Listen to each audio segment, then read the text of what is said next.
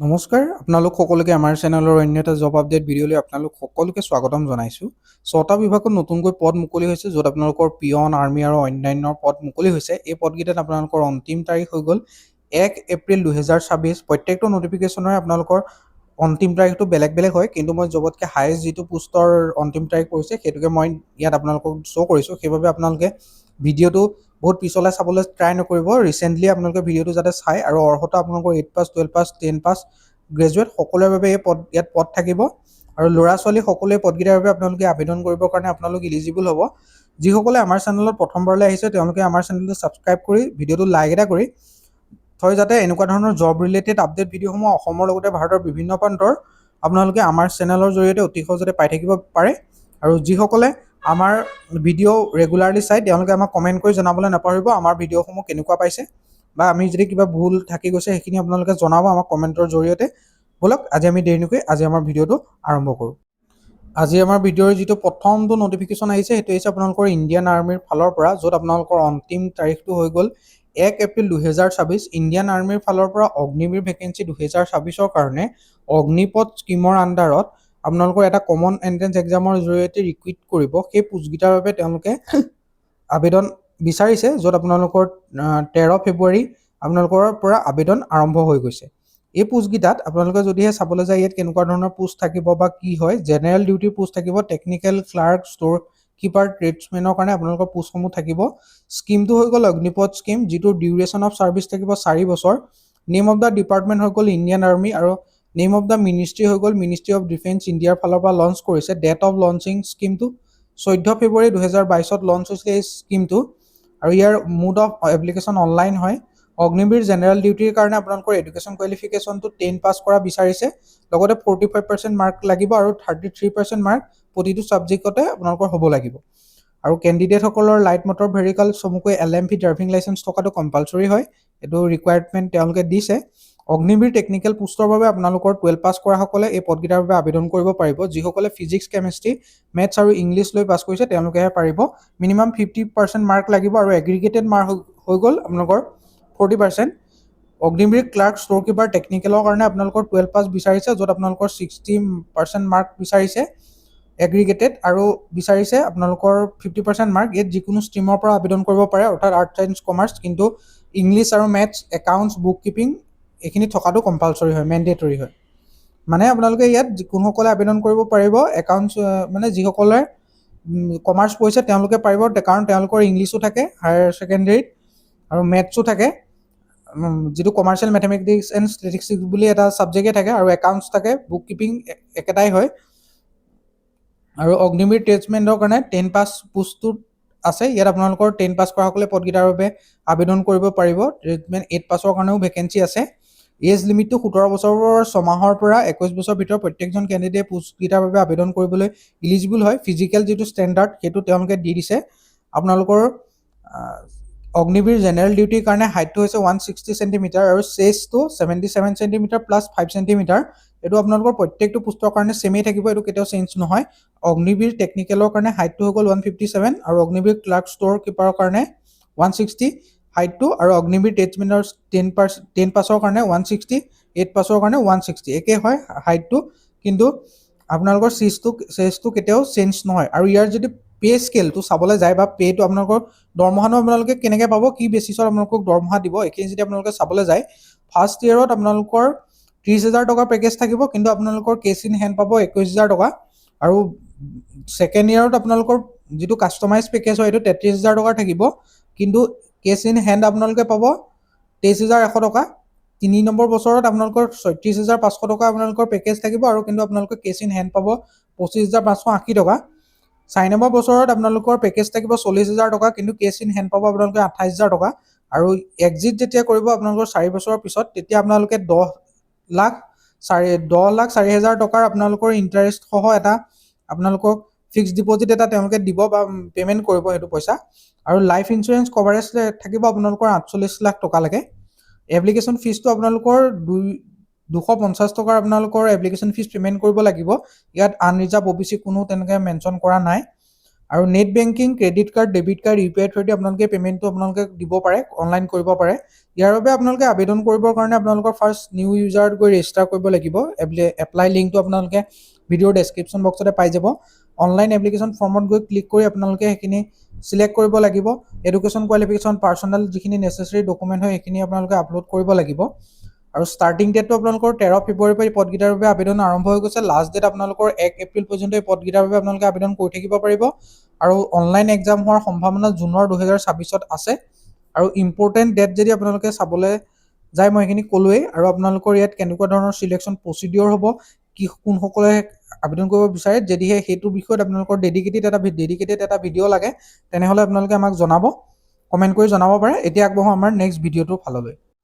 Next যিটো আপোনালোকৰ post আহিছে এইটো ইণ্ডিয়ান পোষ্টৰ ফালৰ পৰা আহিছে। এইটো লাষ্ট ডেট আপোনালোকৰ 16 ফেব্ৰুৱাৰী 2026।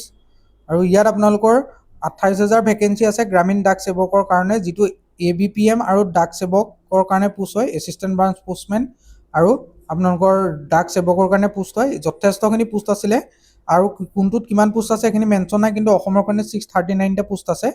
আৰু যিসকলে এই পোষ্টকেইটাত আবেদন কৰিব বিচাৰিছে তেওঁলোকে নিশ্চয় আবেদন কৰিব লাগে। মই কেলৈ কৈছোঁ, ইয়াত এপ্লিকেশ্যন আৰু দৰমহাটো আপোনালোকে যদি চাবলৈ যায় BPM ৰ কাৰণে 12,000 টকাৰ পৰা 29,380 টকা আৰু ABPM আৰু ডাক সেৱকৰ কাৰণে 10,000 টকাৰ পৰা 26,470 টকা আপোনালোকৰ স্কেলেৰী হ'ব।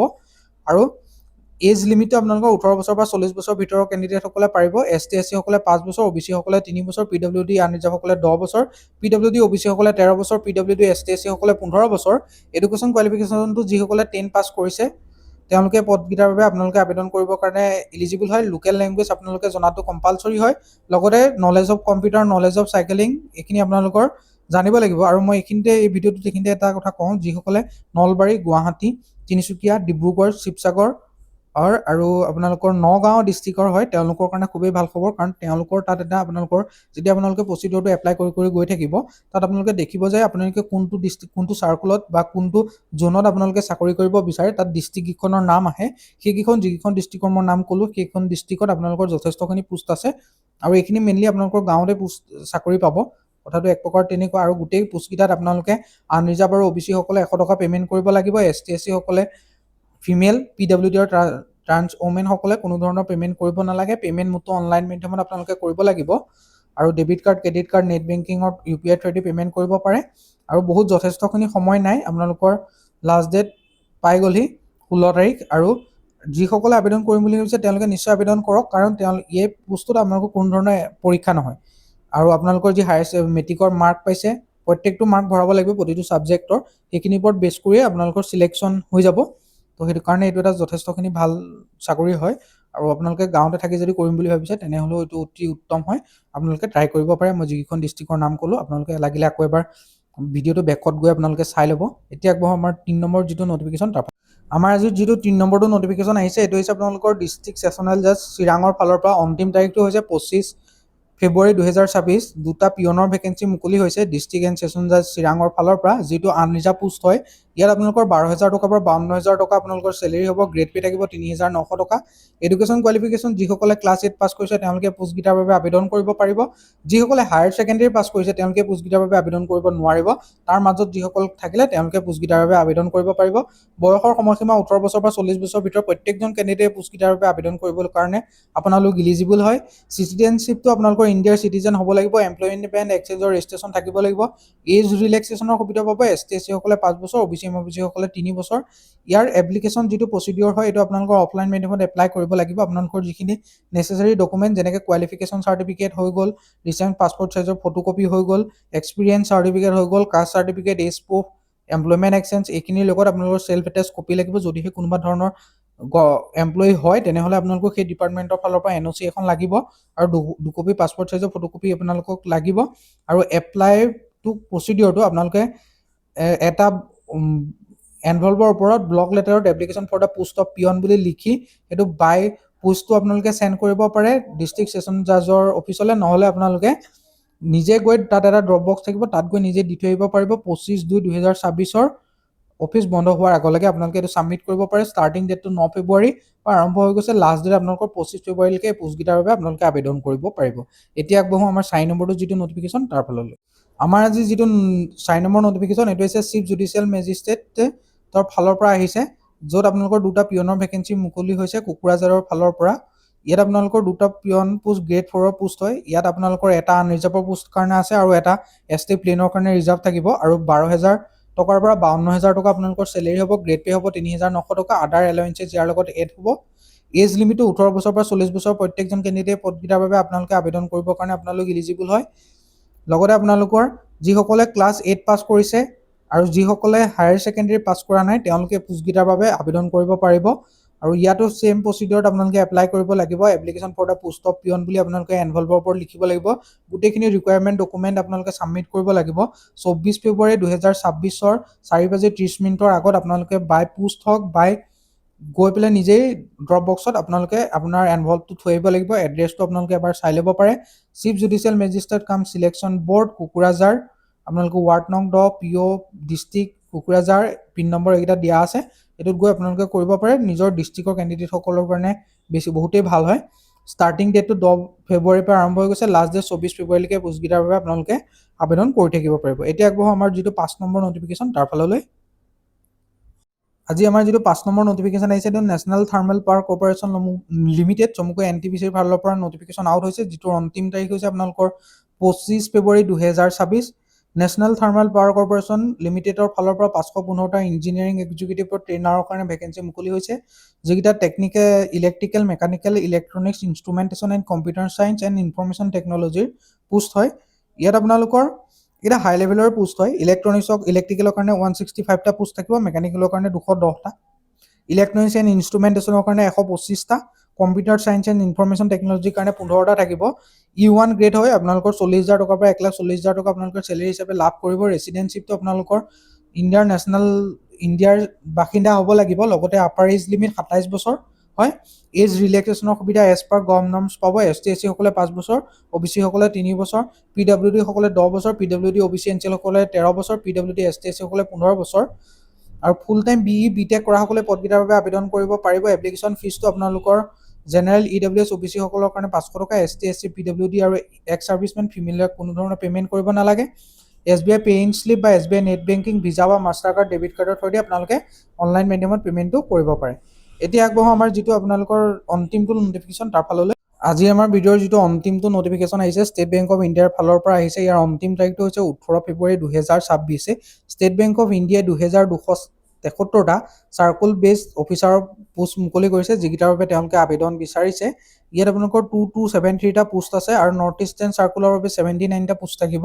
ষ্টাৰ্টিং চেলেৰি আপোনালোকৰ 48,480 ৰুপিছৰ পৰা ষ্টাৰ্ট হ'ব আৰু এডভাৰটাইজমেণ্ট নম্বৰ আপোনালোকে চাব পাৰে। এইটো আপোনালোকৰ CRPD/CBO/2025-26/18 হয়। আৰু কিবা ধৰণৰ যদি আপোনালোকে আবেদন কৰোঁতে অসুবিধা পায় তেনেহ'লে তেওঁলোকক আপোনালোকে কণ্টেক্ট কৰিব পাৰে, কিন্তু অফিচ আৱাৰৰ ভিতৰত তেওঁলোকে কণ্টেক্ট কৰিবৰ কাৰণে জনাইছে। কেণ্ডিডেটসকলৰ বয়সৰ সময়সীমা 21 বছৰৰ পৰা 30 বছৰৰ ভিতৰত হ'ব লাগিব। অৰ্থাৎ যিসকলে 1/1/1996 পৰা 31/12/2004 ভিতৰত জন্মগ্ৰহণ কৰিছে তেওঁলোকে পোষ্টকেইটাৰ বাবে আবেদন কৰিব পাৰে। ST SC সকলে 5 বছৰ এজ ৰিলেক্সেশ্যন, OBC সকলে 3 বছৰ, PWD আনৰিজাৰ্ভ সকলে 10 বছৰ, PWD OBC সকলে 13 বছৰ, PWD ST SC সকলে 15 বছৰ এজ ৰিলেক্সেশ্যন লাভ কৰিব। আৰু ইয়াত আবেদন কৰিবৰ কাৰণে এডুকেশ্যন যিটো কোৱালিফিকেশ্যন সেইটো যিকোনো ষ্ট্ৰীমৰ পৰা গ্ৰেজুৱেট হ'লে এই পদকেইটাৰ বাবে আপোনালোকে আবেদন কৰিবৰ কাৰণে ইলিজিবল হয়। কিন্তু medical, engineering, CA, chartered accountant, কষ্ট একাউণ্টিঙত আপোনালোকৰ বেছিয়ে ভাল হ'ব। এইখিনিত যদি আপোনালোকে ডুৱেল ডিগ্ৰী আছে চেণ্ট্ৰেল গভৰ্ণমেণ্ট ইউনিভাৰ্চিটিৰ পৰা তেনেহ'লে আপোনালোকৰ কাৰণে বহুতেই ভাল। এক্সপিৰিয়েঞ্চটো 2 বছৰ বিচাৰিছে, যদিহে আছে আপোনালোকে 2 বছৰ হ'লে 2 বছৰ যদি ৱৰ্কিং এক্সপিৰিয়েঞ্চ আছে তেনেহ'লে আপোনালোকে আবেদন কৰিব পাৰে। লোকেল লেংগুৱেজ জনাটো কম্পালচৰি হয়। ৰিডিং, ৰাইটিং আৰু আণ্ডাৰষ্টেণ্ডিং থাকিব লাগিব লোকেল লেংগুৱেজৰ ওপৰত। আনৰিজাৰ্ভ OBC আৰু EWS সকলে 750 টকা এপ্লিকেশ্যন ফিজ হিচাপে পে'মেণ্ট কৰিব লাগিব। ST SC আৰু PWD সকলে এটকাও পে'মেণ্ট কৰিব নালাগে। আৰু ইয়াৰ বাবে অনলাইন মাধ্যমত আবেদন বৰ্তমান চলি আছে। যিসকলে আবেদন কৰা নাই আবেদন কৰিব পাৰে। আবেদন 29 জানুৱাৰীৰ পৰা ষ্টাৰ্টিং হৈছে। লাষ্ট ডেট 18 ফেব্ৰুৱাৰীলৈকে এই পদকেইটাৰ বাবে আবেদন চলি থাকিব। আৰু আপোনালোকে আমাৰ ভিডিঅ'ৰ ডেছক্ৰিপশ্যন বক্সত আমাৰ ৱেবছাইটৰ লিংক পাই যাব আৰু তাতে আপোনালোকে আমাৰ হোৱাটছআপ চেনেলৰ লিংক পাব। তাতো গৈ জইন হৈ ৰাখিব। তাতে গোটেইকেইটা নটিফিকেশ্যনৰ লিংক আপোনালোকক শ্বেয়াৰ কৰি দিয়া যাব। এপ্লাই কৰা লিংক গোটেইখিনি আপোনালোকে তাতেই পাব। যিসকলে আমাৰ ভিডিঅ'টো বৰ্তমান চাই আছে তেওঁলোকে লাইক এটা কৰি আমাৰ চেনেলটো ছাবস্ক্ৰাইব কৰি ৰাখিব, যাতে এনেকুৱা ধৰণৰ জব ৰিলেটেড আপডেট ভিডিঅ'সমূহ অসমৰ লগতে ভাৰতৰ বিভিন্ন প্ৰান্তৰ অতি সহজতে আপোনালোকে আমাৰ চেনেলৰ জৰিয়তে পাই থাকে। আজিলৈ ইমানেই, আকৌ লগ পাম অন্য এটা ভিডিঅ'ত। ধন্যবাদ।